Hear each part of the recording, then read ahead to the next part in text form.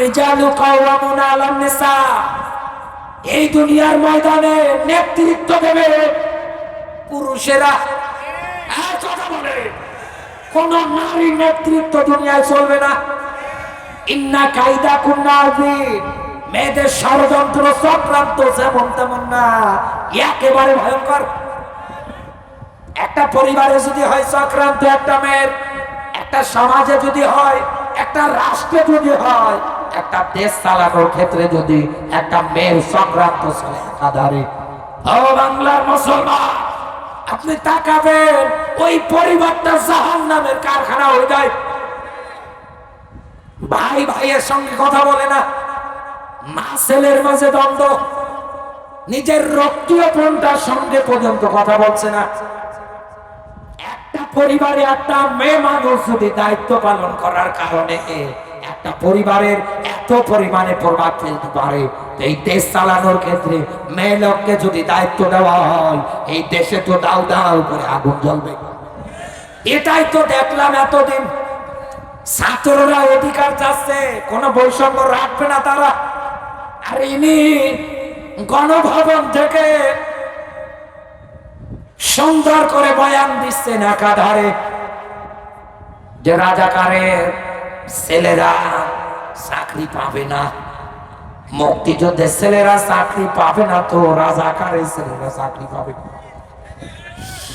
দেখছেই তো দেশে আগুন জ্বলছে, রাত 12টা 1টা 2টা 3টা, একাধারে সব জায়গার মধ্যে একটাই স্লোগান, তুমি কে আমি কে, বলে রাজাকার রাজাকার। আর কথা বলে এসে একটা আগুন জ্বলছে, এটা মিডিয়াতে দেখাচ্ছে, বহির বিশ্ব পর্যন্ত ছড়িয়ে যাচ্ছে। আর ইনি এই আগুন না নিভিয়ে ওই জায়গার মধ্যে আরো কেরোসিন ঢালছে। এতে হিতে বিপরীত হয়ে এমন জ্বলা চলেছে, বলছে আর কোনো কিছু চাই না, এ শয়তান যেন দেশে থাকতে না পারে। শেষে তাই হয়েছে। আমেরিকার দিকে তাকান, এতবার নির্বাচন হয়, একবারও তারা ওই জায়গার মধ্যে হিলারিকে পাস করতে দেয় না। কারণ কি বলেন তো? কারণ ওরা আমাদের চাইতে বেশি কোরআন নিয়ে গবেষণা করে। আমরা কোরআন না পড়লেও ওরা কোরআন নিয়ে থিসিস করে। ওরা ভালো করে জানে মেয়েদের ষড়যন্ত্রের ফাঁদ যেমন তেমন না, একেবারে ভয়ঙ্কর। এই জন্য ওরা কোনোভাবে জায়গার মধ্যে দায়িত্ব পালন করতে দেয় না। আর আমাদের দেশে চেয়ারে বসানো মারামারি চলছে। এই জন্য আগামীতে যারা নেতৃত্ব দেবে, আমরা অবশ্যই অবশ্যই সিদ্ধান্ত নেব, কোন মেয়ে লোককে চেয়ারে না বসিয়ে পুরুষকে বসাবো। আমার মায়েরা যদি এসে থাকেন, আমি বলছি কোরআনের আয়াত অনুসারে, এটা ডাক্তার ইউনূস সাহেব, ইনি তো মানুষদের রায় অনুসারে প্রেসিডেন্ট।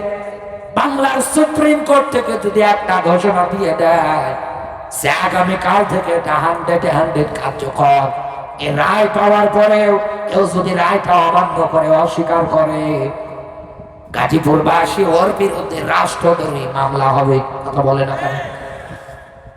উনি তো মানুষদের নির্বাচিত প্রেসিডেন্ট। আর আপনার ঘরে যে স্বামী, এটা আপনার জন্য প্রেসিডেন্ট। আল্লাহর কোরআনের আয়াত অনুসারে দাম কোনটার বেশি, কোরআনের না মানুষের? আরো জোরে বলে। কোরআনে যা কথা সবগুলো আমার আল্লাহর কথা, ধারাবাহিক ভাবে তিনি সুন্দর করে ব্যাখ্যা করে দিয়েছেন।